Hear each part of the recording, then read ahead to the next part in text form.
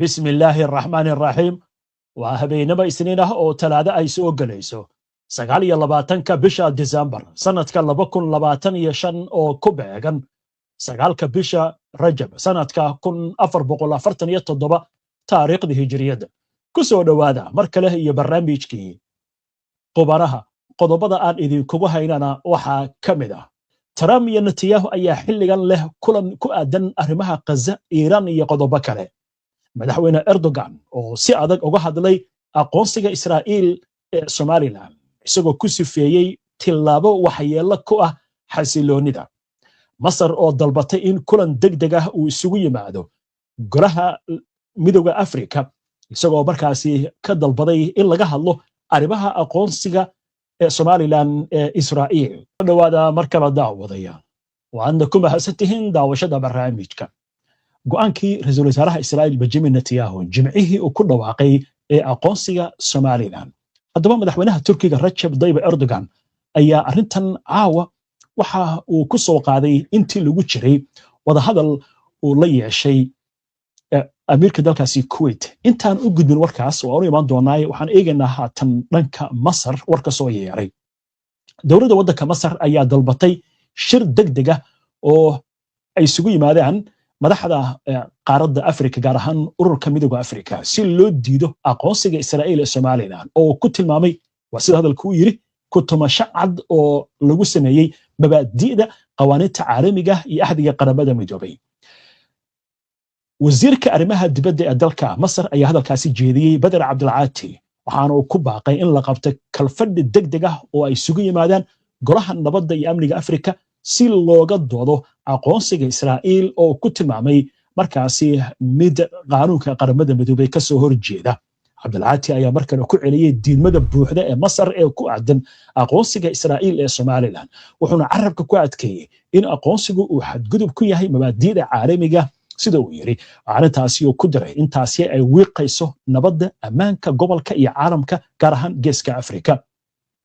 jimcihii ra'iisul wasaaraha Israa'iil Benjamin Netanyahu ayaa shaaciyay aqoonsiga Israa'iil ee Somaliland taasi oo dhalisay cambaarayn balaaran iyo falcelin caalamka iyo gobolka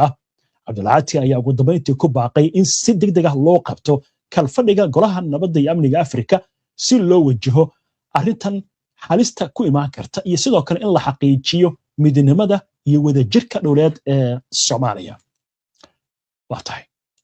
dhinaca kale madaxweynaha Turkiga Recep Tayyip Erdogan ayaa isna wuxuu ka hadlay arrintan warbixintan oo ay qortay wakaaladda wararka Anadolu ee laga leeyahay dalka Turkiga ayaa Erdogan wuxuu sheegay in aqoonsiga Israa'iil ee Somaliland uu tusaale u yahay dadaaladeeda Israa'iil ee sii kordhinta carqaladaynta gobolka arrintan ayuu waxa uu ku soo hadal qaaday kadib wada hadal qadka telefoonka oo kula yeeshay dhaxal sugaha Kuwait Sheikh Sabah Khalid Al-Hamad Al-Sabah sida lagu sheegay bayaan ay soo saartay madaxtooyada Turkiga oo ay baahisay wakaaladda wararka ee Anadolu intii lagu guda jiray wada hadalka madaxweyne Erdogan iyo dhaxal sugaha Kuwait ayaa waxay ka wada hadleen sidoo kale xiriirka labada dal iyo arrimaha gobolka iyo kuwa caalamiga Erdogan ayaa sheegay in aqoonsiga Israa'iil ee Somaliland uu tusaale u yahay dadaalada Tel Aviv ee lagu weeqayo xasiloonida gobolka isagoo xusay muhiimadda ay leedahay in la taageero midnimada dowladeed ee Soomaaliya waatahay haatan waxaynu soo gaarnay sheekadii ugu dambeysay ee barnaamijka aynu ku soo gabagabayn jirnay aalaba waxaynu ku soo qaadanaa sheeko ka duwan sheekooyinka barnaamijka aad ku soo daawataan waxaan idin haynaa sheeko cajiiba oo ku saabsan tababaro kooxeed oo muddo 20 sano ah laga mamnuucay wax ciyaaraha ku saabsan inuu ku lug yeesho haddaba maxaa dhacay aynu eegna sheekadan guddiga anshaxa kubadda cagta ee waddankaasi Faransiiska ayaa qaaday tilaabo adag kadib markii ay dhacdo markaasi lagu tilmaamay inay tahay mid aad u adag taasi oo la xiriirta in tababaro lagu magacaabo Lingoyonil laga mamnuucay gebi ahaanba muddo 20 sano ciyaaraha tababarahan oo u dhashay waddankaasi Mareykanka ayaa waxaa la sheegay in uu markaasi dhexdhexaadihii ama garsoorihii ciyaarta markaasi uu feeray iyadoo lagu soo waramayo intaasi ay ka dhalatay qaladaad ka yimid dhanka ciyaartoydiisa laakiin lagu siiyay kaarka cas arrintii ayaa waxaa la sheegayaa hadda in go'aan laga gaaray waxaana lagu soo warramayaa ninkaasi in muddo 20 sano ah la sheegay in laga mamnuucay ciyaaraha waxaana la sheegay tan markii uu garsooraha la murmay ayuu haddana gacan ka hadal ugu bedelayo feer iyo laad iyo dharbaxa ayuu isugu daray iyadoo lagu soo warramaya markaasi in kooxdiisa iyo qaar ka mid ah maamulka kooxda ay isku dayeen inay xakameeyaan laakiin uu diiday oo markaa uu ka farabaxsaday arrintaasi markaa waxay dhalisay in loo fiirshay xagga anshaxa oo leeyahay ninkani maba istaahilaba ciyaaraha inuu ku lug yeesho kooxdiisii iyo shaqadiisii waxaa layidhi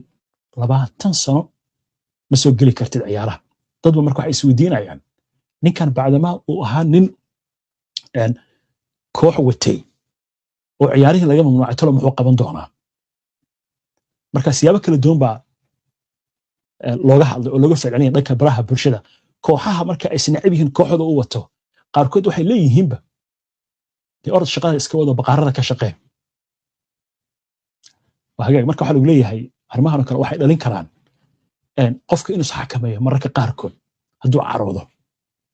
waa tahay inta ayaan ku soo gabagabeynayaa barnaamijkii waana ku mahadsantihiin daawashada barnaamijka si aad ula socoto wararkan iyo barnaamijyada iyo macluumaadka aynu halkan ka soo gudbino haddii aad ku cusub tahay baraheena bulshada amaba horay aadan ugu xirnayn hadda ku soo biir waadna ku mahadsantihiin daawashada barnaamijka aynu barnaamijka xiga insha Allah inta ka horeysa nabadgelyo ilaa 3 askari oo ka tirsan booliiska dalka Turkiga ayaa la dilay 8 kalena waa ay dhaawacmeen kadib howlgalo amni oo lagu beegsanayo unug looga shakisan yahay inuu xiriir la leeyahay kooxda Daesh oo sidoo kale loo yaqaan ISIS oo ka dhacay gobolka Hiilooba ee waqooyi galbeed ee waddanka Turkiga hal waardiye oo amni ayaa sidoo kale la sheegay in uu ku dhaawacmay iska horimaadkaasi sida ay sheegayaan warbixino maxalli ah ciidamada ammaanka ayaa weerar ku qaaday guri lagu tuhunsanaa inay isticmaalaan xubno ka tirsanaa kooxda hubeysan intuu howlgalka socday rasaas culus ayaa la isweydaarsaday taasi oo keentay khasaaro badan oo soo gaaray booliiska mas'uuliyiintu waxay xaqiijiyeen in 5 haween ah ilaa 6 caruur ah oo ku sugnaa goobta ee xilliga howlgalka si nabad ah loo daadguriyay iyadoo ciidamada ammaanka ee goobta joogina ay hubiyeen in rayidka laga saaro goobta dagaalka oo aysan wax dhaawac ah soo gaarin warbixino ayaa sheegaya in 6 maleeshiyaad ah looga shakisan yahay ee lagu dilay iska hor imaadkaasi iyadoo cutubyo amni oo dheeraad ah loo diray goobta kadib dhacdada howlgalladu ay sii socdeen si loo xaqiijiyo in xaaladda ay si buuxda loo sugay ilaa iyo haddana ma jiro bayaan rasmi ah oo bixiyay faahfaahin dheeraad ah oo ku saabsan aqoonsiga dadka la tuhunsan yahay ama in la sameeyay xariiqyo kale oo la xiriiray howlgalka dowladda Turkiga ayaa horay dalka oo dhan uga fulisay howlgallo badan oo ka dhan ahaa kooxaha lagu sheegay argagixisada kuwaasi oo lagu beegsaday shabakado la xiriira Daesh waa hagaag daawadayaal haatan waxaynu soo gaarnay xubinta ugu dambaysa ee barnaamijka xubinta falanqaynta taasi oo laba ku soo qaadano warbixinada iyo xogaha ay bixiyaan khubarada arrimaha militariga kuwa istiraatiijiyadda ciidamada siyaasadda diblomaasiyadda iyo sirdoonka sidoo kale waxaan ka marnay xubintan oo ku soo qaadanaa kuna qaadanignaa arrimaha waaweyn kuwaasi oo warbaahinta caalamku ay wax ka qorto amaba ay baahiso xubinta maanta waxaan ku soo qaadanaynaa muxuu yahay qorshaha culus ee Israa'iil Greek iyo Qubrus ay wadaan ay sida wadajirka ugu heshiiyeen ee ka dhanka ah Turkiga dhinacyadan ayaa si buuxda isugu raacay dhismaha taliye ciidan oo isugu jira badda cirka iyo dhulka waxaana qayb ka ah iskaashi dhanka sirdoonka iyo farsamada la xiriira haddaba xogii faahfaahin arrimahani ku aadan iyo tallaabadani waxaa soo jeedinaya oo inoo haya wariyahayaga Maxamed Cabdiraxmaan Sheekh militariga Israa'iil ayaa saxeexay qorshe ficil oo ku saabsan iskaashiga saddex geesoodka ah ee militariga ee u dhaxeeya Israa'iil, Greek iyo Qubrus sanadka 2026 tallaabo cusub oo loo qaaday xoojinta iskaashiga amni ee u dhaxeeya saddexda dhinac sida uu sheegay wargeyska Jerusalem Post. militariga Israa'iil ayaa sheegay in saxiixu uu ka dhacay toddobaadkii hore caasimadda Qubrus ee Nicosia balse warka rasmiga ah ayaa la shaaciyay Axadii toddobaadkan. wafdiga Israa'iil oo uu hogaaminayay madaxa iskaashiga dibadda ee ciidamada Israa'iil General Ahmed Eller ayaa kulamo la yeeshay dhigiisa Greek iyo Qubrus si ay uga wada hadlaan habraacyada hirgelinta qorshaha. sida ay sheegtay oo sheegay wargeysku qorshaha iskaashiga militarigu waxa uu ka kooban yahay qabashada tababaro iyo dowladtusyo wada jira samaynta kooxo shaqo oo qaas ah oo ka shaqeynaya dhowr arrimood oo militari amni iyo sidoo kale wada hadal istiraatiiji ah oo ku saabsan arrimaha wada jirka si loo xoojiyo isku xirka howlgalka iyo isdhaafsiga khibradaha ciidamada saddexda dal saxiixa qorshahan waxa uu astaan u yahay tallaabo kala duwan oo horey loogu qaadayo looguna sii qoto dheereynayo iskaashiga Israa'iil ee militariga ee dhanka Greega iyo Qobrus waxaana uu gacan ka geysan doonaa xoojinta sida hadalka loo yiri xasilooni iyo amniga gobolka badda bari ee Mediterranean-ka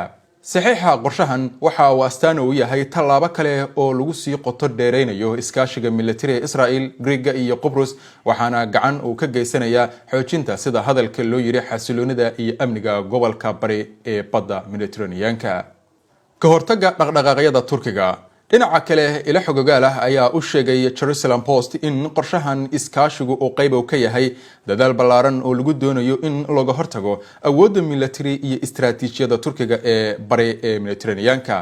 shabakada wararka Greega ee lagu magacaabo Tanya ayaa waxa ay sheegtay in saddexda dhinac Israa'iil Greega iyo Qobrus ay ka wada hadleen fikradda dhisida ciidan jawaab celin degdeg ah oo ka kooban qiyaastii 2500 kuwaasi oo min kun kamid ah ay ka imaanayaan Israa'iil iyo Greega halka 500 oo kalena ay ka imaanayso Qobrus warbixino hore ayaa tilmaamay in ciidankani uusan noqon doonin cutub joogto ah balse uu noqon doono ciidan si degdeg ah loo howlgali karo xilliyada qalalaasaha kana howlgali karaan dhulka badda amaba hawada si loo wajaho xaaladaha degdega ah ee ka dhaca gobolka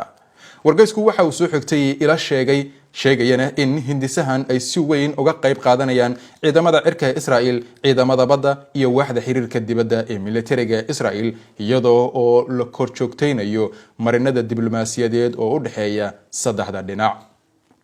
tallaabadani military waxa ay ku soo beegmaysaa xilli ay socdaan dhaqdhaqaaqyo siyaasadeed iyada oo ra'iisul wasaaraha Greega Kyriakos Mitsotakis iyo madaxweynaha Qobrus Nikos Christodoulos ay toddobaadkii hore ay booqdeen Israa'iil halkaasi oo ay kulan saddex geesooda kula yeesheen ra'iisul wasaaraha Israa'iil Benjamin Netanyahu inta lagu guda jiray shirkaasi waxa looga wada hadlay xaaladda gobolka iyo iskaashiga amni ee bari ee Mediterranean-ka